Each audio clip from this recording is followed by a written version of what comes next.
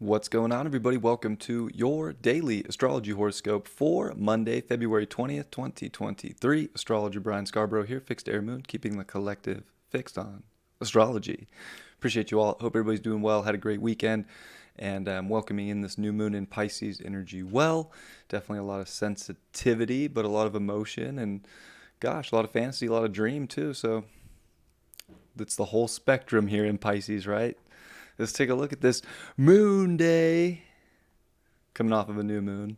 We are going to see that sun in Pisces at 1 coming to 2 degrees and the moon traversing all the way up to about 16 degrees of Pisces today, which we'll finish off the day with that square to Mars.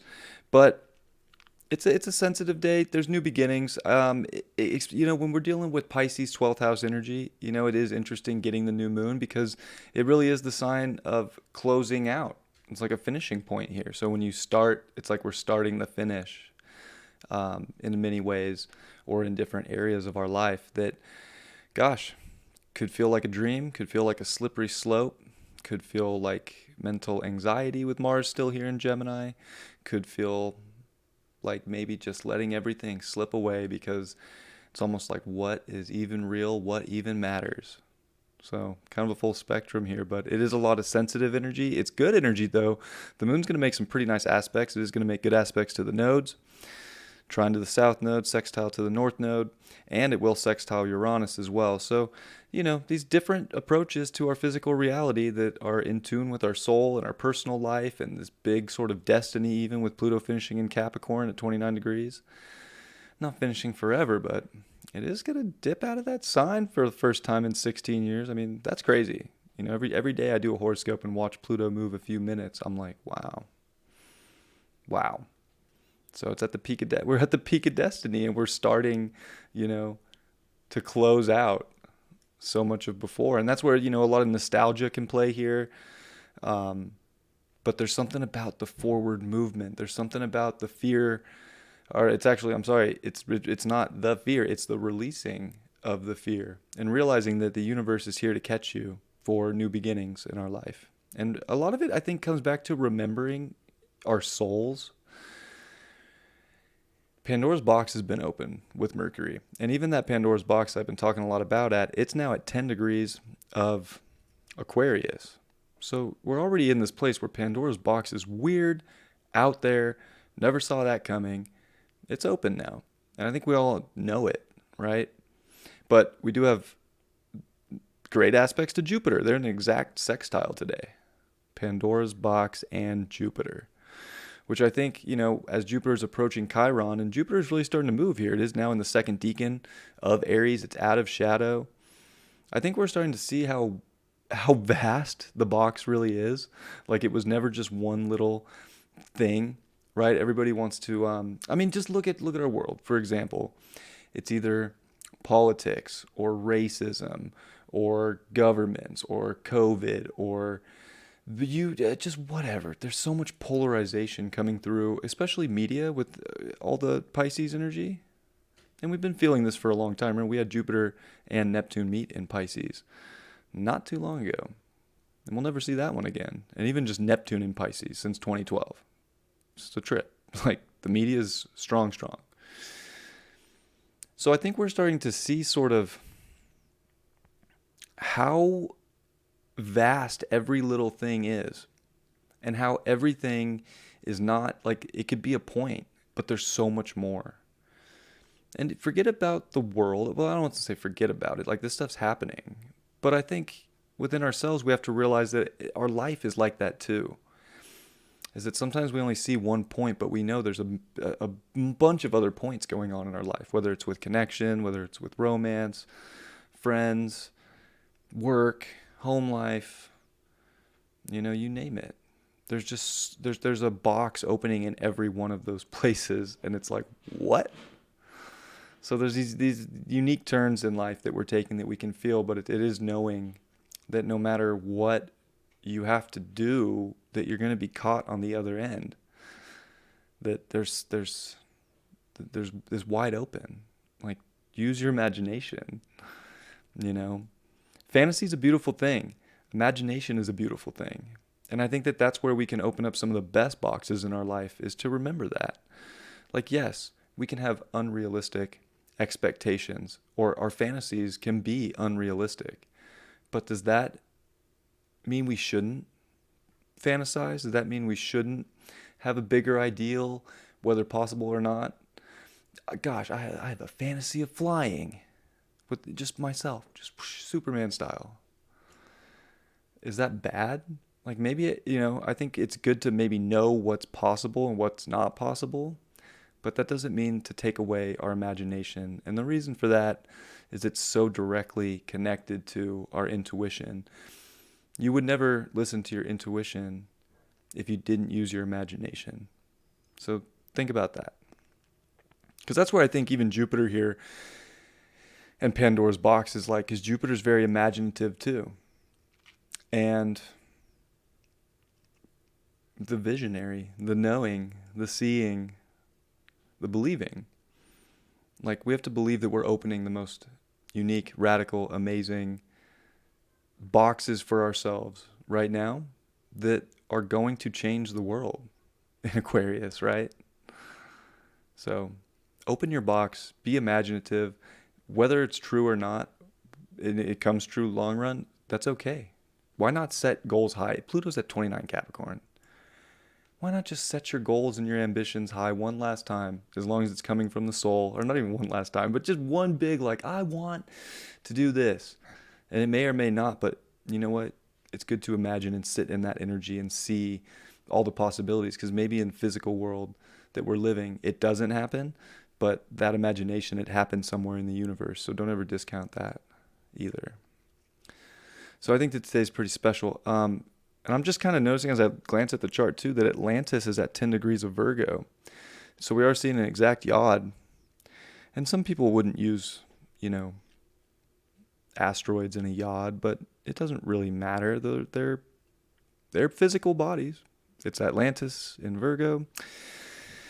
And that is the aspect, and that's the geometry. It's called a yod, right? The finger of God. So it's there. Take it as you will if you only use planets. But there's something special about Pandora's box and Jupiter in this really nice connection, dealing with this amplified way to realize that you're actually probably in more control over your box than you know of what's going to come out of that. But it does take a humbleness with Chiron there. Like, this can't just be an overpowering war, to start. And especially with the South Node Scorpio, it's not about the intensity. It's about the courage to know that you can create with the North Node in Taurus, Uranus in Taurus, that you can create something out of this world physically. And it might take time. But again, that imagination might just make it come true. But it's not holding on so tightly either to the expectation of what you intuitively feel or what you can imagine or believe or fantasize in. But knowing that the box is just open. Now, what comes out of the box, we don't know, but we shouldn't be afraid of it. And maybe, I say we don't know, it's so funny, but as I say that, I'm like, we probably do. So what's coming out of the box in your life? Kind of interesting. And Atlantis, of course, is, past. These are all the memories of our ancient civilizations. I've been saying that this Aquarius, the precursor to the Aquarian age, Pluto in Aquarius, has a lot to do with technology, of course. We're going to see a lot of AI. We're already seeing it begin. Okay, that's fine. That's out of most of our control. That's just how it goes. Things are going to go. And you know what? I bet that's the thing. A lot of people are like, AI is dark. There will be dark in AI. But you know what? Just as like everything else in this universe, in our universe, there's a polarity. So there will be good and light that comes out of it too. We just got to find our place that fits with our individual nature, that works and can coexist, right? It's about coexisting with the exterior, but feeling comfortable in your own.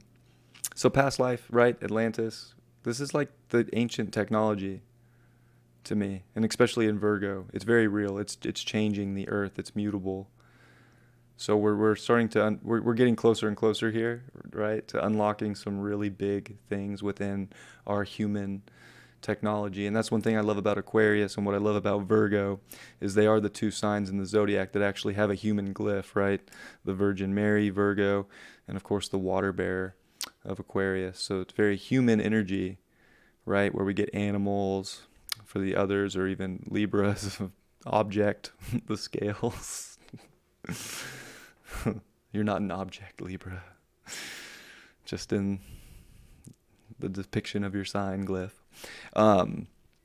So yeah, think about your human technology here, and how real that is, and how maybe you're unlocking your super intelligence that is not artificial, but that is actually very, very real.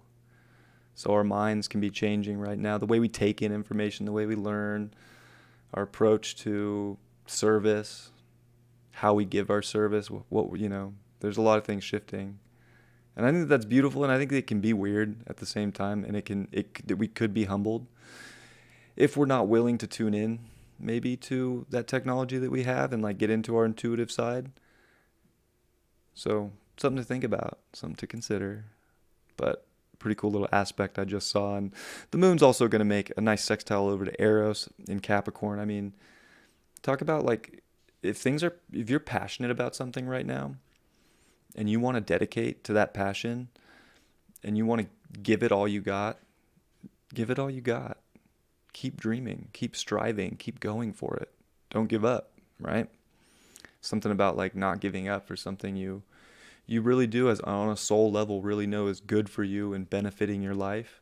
And I mean, that comes down to your own self, discernment on whatever that subject might be. But pay attention to that today, because the things you're really passionate about and that you see a vision for, why wouldn't you want to put your effort and energy in that direction as well? And then we finish off the day with the moon coming into its square with Mars. And I mean, I'll be honest, like, little weird, and especially with Mercury starting to square Uranus and that energy building up, like, we could go a little crazy.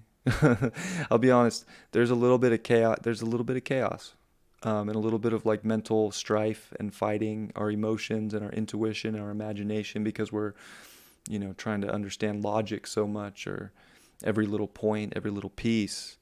And, that's not a very surrendered state. That's a very, trying to control a situation state. So we got to really look at where we're just absolutely trying to manipulate, or, overpower our environments, our home life, our personal life, our intuition with logic. And, maybe catch ourselves and get back into a surrendered, serene state as best we can, even though there could very well be reasons why we want to figure things out. I'm not discounting that, but it's how you go about doing it. Does it make you angry that you can't figure it out? Go meditate. Take a chill pill. Does it make you hungry? Like that you want to keep going for something because you're passionate, because you feel like you want to know more? Then go for it. You're passionate for it. Tune into your intuition, and you'll probably get the little synchronicity that leads you right to the logical piece of truth that you're looking for. So it's all about, different ways to use the energy, I suppose. And of course, I can't not forget, I saved it for last. Venus in Aries. The Queen started the new cycle in Aries. Of course, this does put Venus into its detriment position in Aries. But you know what? The sun's in Pisces. And guess what? The sun's exalted in Aries and Venus is exalted in Pisces. So these planets are stoked. Look at Venus in Aries +4.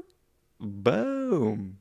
So yeah, Venus is not pissed coming into this Ingress. So we can definitely feel that pop, feel that nature, I think, to really take care and do the things that we're like passionate and make us feel good.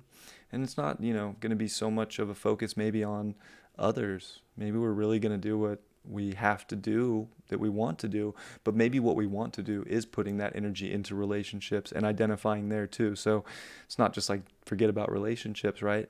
But it's like, when you know that relationship is an identity in life that you are passionate and love, and it's part of your dream and your vision and the long term, Booyah, especially with a Venus at +4 in Aries. That's pretty rare. I mean, look at these scores. All in the positive. Moon 1, Sun's at 7 because of that reception with Venus. Mercury's a +1 in Aquarius. Mars got a +1. Dang. Jupiter +2, Saturn +9. So Saturn is, of course, ruling the roost. But how do you really take your value and your self-worth and find a way to listen to that feeling, to put effort in where you know it needs to be directly identified and channeled to, because it's part of something special that's making your life just light up and ignite.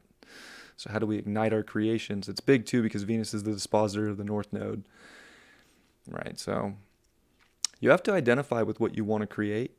You have to feel like you already have it also, and feel strongly here about that, and use your imagination to get there. Because I think that's why I even talked about it, is just because that's important right now.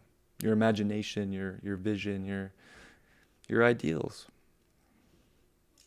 We don't want to get lost. I think that's even your Atlantis and Virgo. Don't get lost in space forever. We got to come back to reality, because we got to use what we got and put that technology into physical use in our lives to make changes that are necessary, right? So, pretty cool. Today's got some energy. It's packed. Don't get me wrong. All those pluses in the planetary scores, it could feel like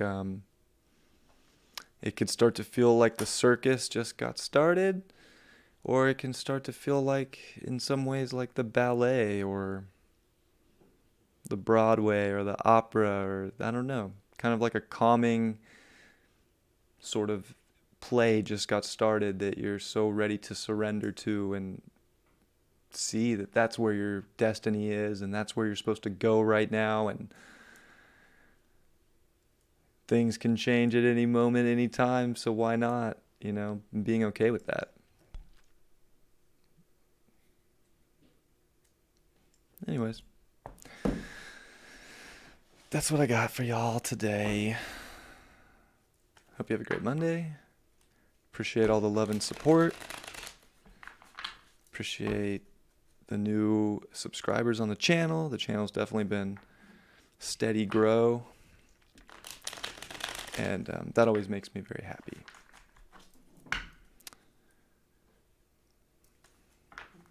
My mom and Sterling were in town. They came in Wednesday night. Or no, they came in Wednesday morning, and they left Sunday morning. And my mom had mentioned at one point, like, oh, I hope you get rich doing what you love. Like, I hope you make $1 million. And I was like, I don't really care if I make $1 million, Mom. I really don't. I don't need $1 million. That wouldn't make me happy. You know what makes me happy? And I was like, what makes me happy, or what would make me happy, is to reach more people. I want to reach people that might need to hear what I have to say. Like, that is what I want. I want the reach, not the money. So I appreciate you all so much, and I say that every day, and I just want to take a moment to say that again, that I appreciate you all. Thank you for being here, staying with me, commenting, liking.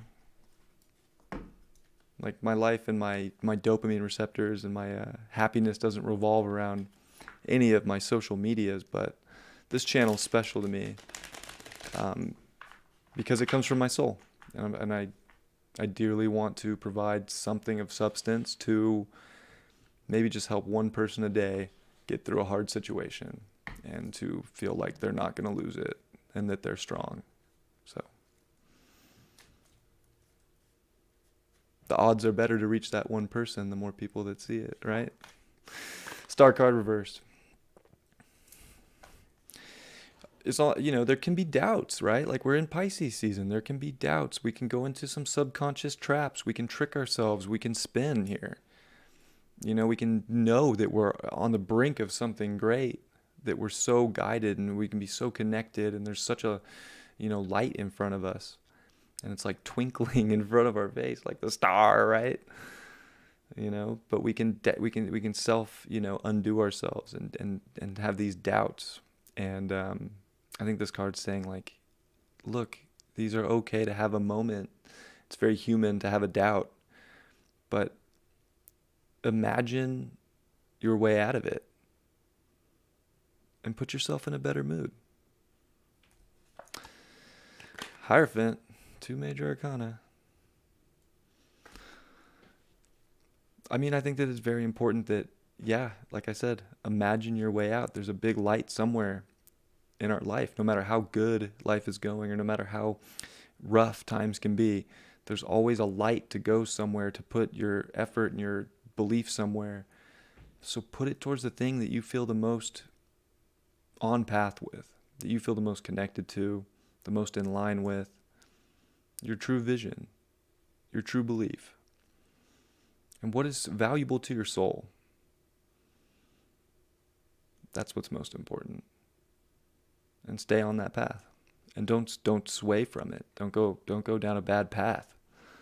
Stay committed to a high character level and a high connection to what keeps you going and what keeps driving you.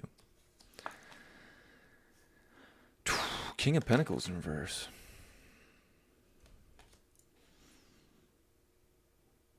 It's funny that, I feel like there's like this doubt today that we could be feeling as the moon's still in its dark phase until it, we can see it, which we won't be able to see it today. Tomorrow we'll see a little crescent moon at sunset, but we're not there yet. So I guess in some ways I feel like we're lacking the confidence to step into our authority to be creators. Because maybe it's just maybe we're looking for more structure than we have in our lives right now. And it's hard to trust that light in our third eye, in our vision, in our intuition. But if you don't have the faith in that, and you can't trust your imagination, apparently that's my channel for today, is like, trust what you're seeing in this vicinity, and stay on that path, because it's going to manifest if you do. But if you're going to doubt yourself and commit to, I want to go back to tower moments, or I'm going to create tower moments, or I'm just going to dedicate to something that's not leading me towards my own, light, then yeah, we'll probably feel like we don't have the creative authority to manifest in this reality, and that's okay too. Often it's those lessons that teach us that we do have the capability in the long run, so not a bad thing to be there either. But how could you shift your belief now and make it happen sooner? It's up to you. I love you guys very much. I hope you have a beautiful Monday, and I will see you all tomorrow. Much love. Peace.